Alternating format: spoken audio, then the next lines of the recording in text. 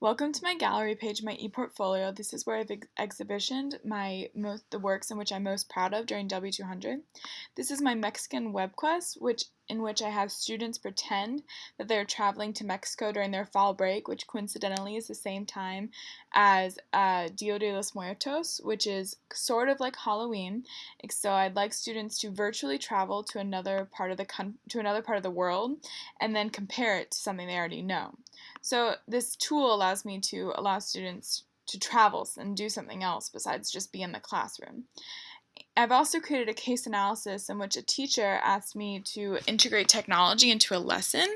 So my entire case analysis is embedded here.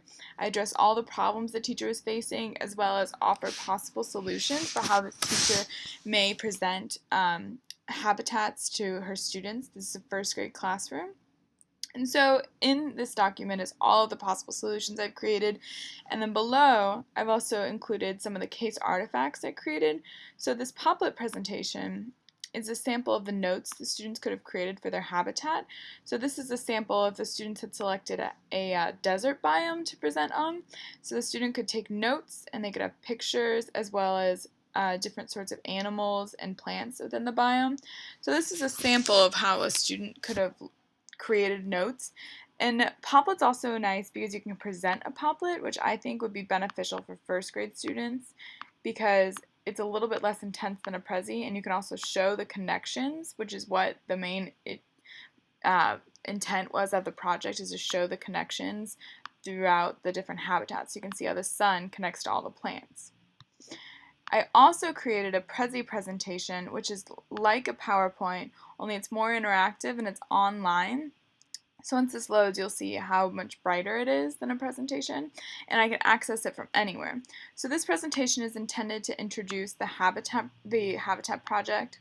So you can go through it, it's much more interactive. I can also access different points of the project, so I can zoom in, I can have things within slides. So it really engages students in a different way, which is what I enjoy.